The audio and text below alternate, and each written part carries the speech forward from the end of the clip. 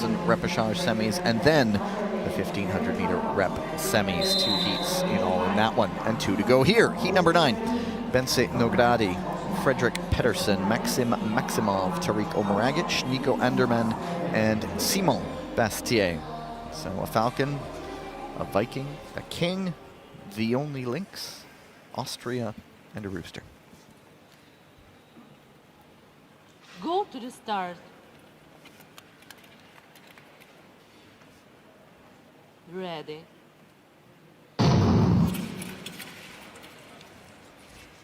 So this one, the first few strides, I'm looking like there's an agreement that time will not be the factor here. Just talking about the only Lynx in the competition, Bosnia-Herzegovina. I believe, from my research, it is the Balkan lynx is what they represent, which is a subspecies of the Eurasian lynx. And just like there is only one here, it is a critically endangered part of the Balkan lynx. It's the subspecies, so not a species on its own, but yes, just like the Balkan lynx of the wild, we obviously hope for more Bosnia-Herzegovina lynxes on World Tour one day. That's right, and the kits here, the updated kits with the team identities, that's only been going on for a little over a year now. And what I find wonderful about it is we really get an insight into the culture of the country, into the history, the mythology, the natural resources of each country. So it's a lot more than just people skating fast and turning left. And yeah, I mean, some of them are obvious, you know, the Norwegian Vikings, but, you know, we learned the Polish Hussars. You know, I learned that the Hussars were a cavalry unit.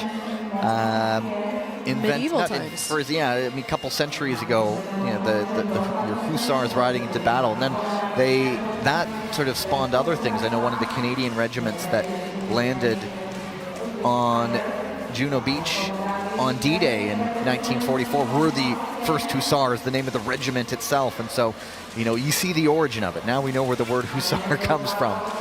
I love that. I love that historical aspect to the sport. Pace really picking up now as Nogrady tries to nail this outside pass. He's swinging an arm, so the arm swing can help pick up your foot speed. It can help put power into your push. If you're leading, it makes you bigger. Oh no! Boy, Nogrady leaned in on Omeragic. Omeragic lost his balance and then went out and took out Nogrady, and they're bringing this one back. Oh dear, that means we have a skater down. He's not getting up quick enough. We can't tell from here if maybe he's got something stuck under the pad or if he's just hurting and slow to get up. And he looks like he's okay. The concern too is that as they're picking up speed near the finish line, that's right near the finish line, and if anything happens in the lead up, then it creates a dangerous situation. But there it is. Oof. Ouch. Yeah, two big, strong athletes going in together there. So Nogrady coming on the outside, trying to put his hand down for a pivot at the same time that we see just a little bobble. So they were level. It's shoulder to shoulder. Nogrady goes out wide, but then Omeragic loses his balance, and Nogrady, there's nowhere to go. There's nowhere to go except for into the boards, and it's so scary to see blades. Look, he's got a cut on the back of his head. Yeah. Nogrady's blade gets the back of the right side. I could see it hit the wheel on the back of his helmet too, and so very, very lucky that. Extremely, extremely lucky. Oh my goodness, that's almost a worst case scenario. And he was stuck under the padding, it seems, which is why he wasn't able to stand up quickly. Typically, if the race is stopped for a specific person, that person is not allowed into the reskate. Because this was not in the skater's control, they are going to allow everyone to reskate. This was an issue with the pads, not an issue with the skater himself. Yeah, just in the interest of ultimate security there, where, you know, a final corner push and someone else gets taken out, and Omeragic was not able to get up. He was kind of stuck under the mats there, and that's right. Safety priority here. And being in front when that happened does give him the advantage. We can see Fredrik Pedersen here resting a little bit. Bastier feeling good, getting a shakeout. Well, he's a young guy, and so they almost got through 1,500 meters, and so they're going to have to do almost a whole second race. That's right. You see the physio there doing a shakeout. So when they're I've referenced this before, the legs start to feel like bricks. Your physio can do this for you, but also you might see skaters just pounding their fists on their thighs. That loosens up the muscle fibers and allows for more blood flow to come in. It allows for lactic acid to flush out. These skaters are tired. They are doing everything they can to recoup and recover because they're going to have to go right back out to another 1,500 meter effort. My mind always wanders to that 2024 World Championships in Rotterdam where Kristen Santos Griswold, Kim Lee, and there was one other skater, all three of them into the mats, 1 lap to go in the gold medal race, and they bring it all back and they almost have to do a second full race. And so, the legs were tired. It wasn't the swiftest of restarts, but yeah, this is essentially doing a second 1,500. And athletes do train for this. There's a specific type of interval training where you take a shorter rest, a shorter or an equal amount of rest to the amount of work. And that is, it trains your energy systems in a very unique way, but it also prepares you for instances like this where you have to do 2 high intensity efforts back to back. And so from the looks of things, that is a possible no call, and I believe that's what has been made official, and everyone is allowed to restart. Catherine pointed that out because Omorag was stuck under the padding. And he's choosing to go through a pit stop here. It looks, we didn't see the whole pit stop, but he's got his spare blades out and the power drill. So yes, they are replacing blades. So blades attached to cups, cups attached to boots. The cups are what keep what's called an offset on the skate. So some skaters like their blade to turn in slightly or out slightly. Some people like it way off to the right, or everybody's different on that. So you don't really see a lot of movement in the cups generally, but what skaters can do is remove the blade from the cups, put their backup blade in. He's lucky this is a 1,500 because he'll have a few slower laps to get this new blade underneath him. Sometimes that happens in a 500 and skaters are having to go immediately to top speed on brand new, they tested in practice, but in competition, untested equipment.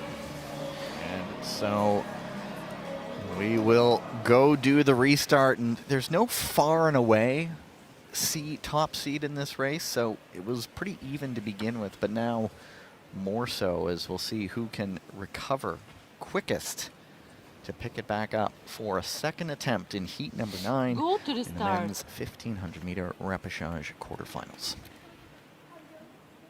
Ready. This will be a testament to everyone's fitness, and to be honest with you, we'll see who got their reps in their summer training. So skaters are made in the summer. Everyone in this field has been training definitely since May, maybe since April, since it's an Olympic season.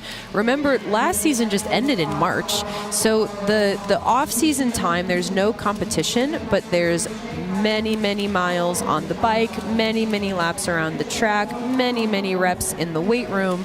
And that's called building your base. Think of it like a pyramid. You need a big, wide base so that you can be stable up at the top.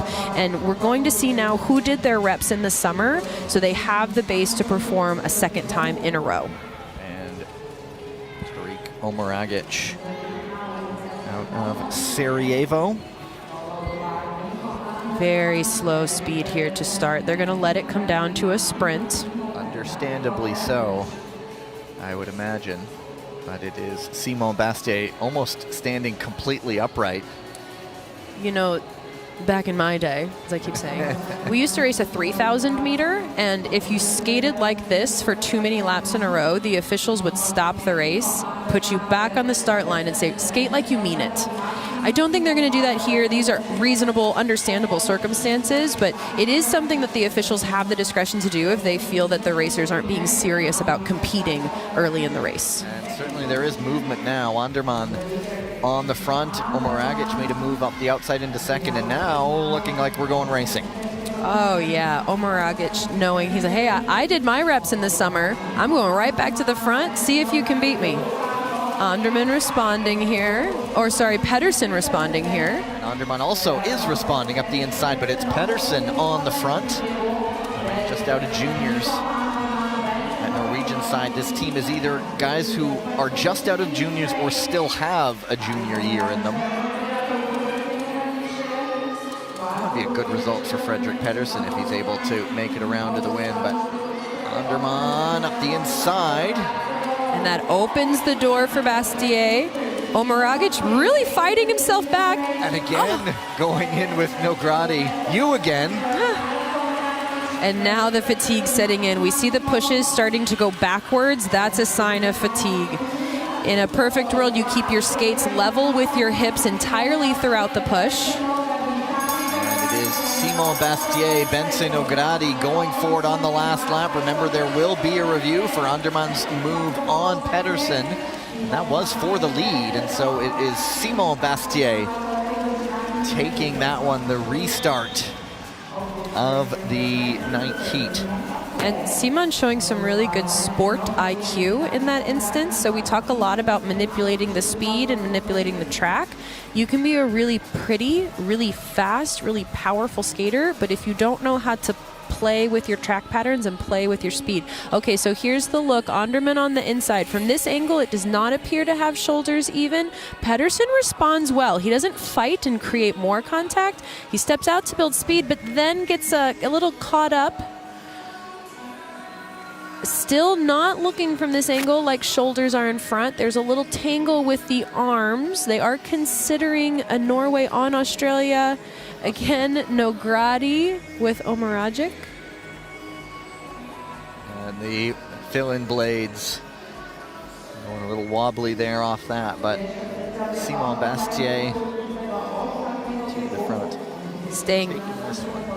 Staying tight there on the corner exit, closing the door so there's no opportunity for an inside pass by Nogradi. They are also, you mentioned, they're looking at Pedersen on Anderman for perhaps leaning in there, but they do look at the other way as well, so that could lead to an advancement for Pedersen. But again, the drama right before the resurfacing break. That's right, and Furkok must be just sitting on pins and needles because he's right now the fastest time that would go through, but another advancement will eliminate time qualification.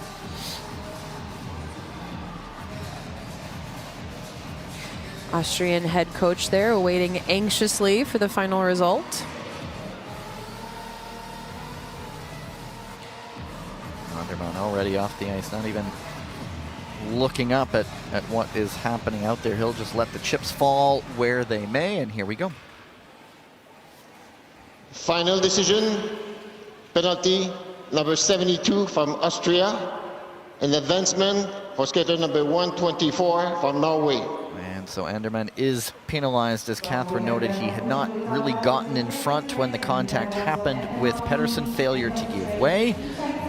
So we'll look at it closer here. Andersen does a good job, tied up the inside, but he gets caught up with the block that slows down his speed. He doesn't change his plan, though. He's already committed, so he dives into the corner. It's not clean enough, and that's what called the review.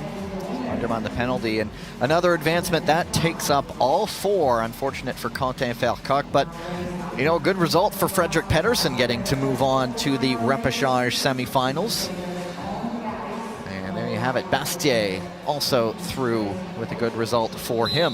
2:52. It's been a long time since I've seen a 2:52 1500 meter. Go to the start.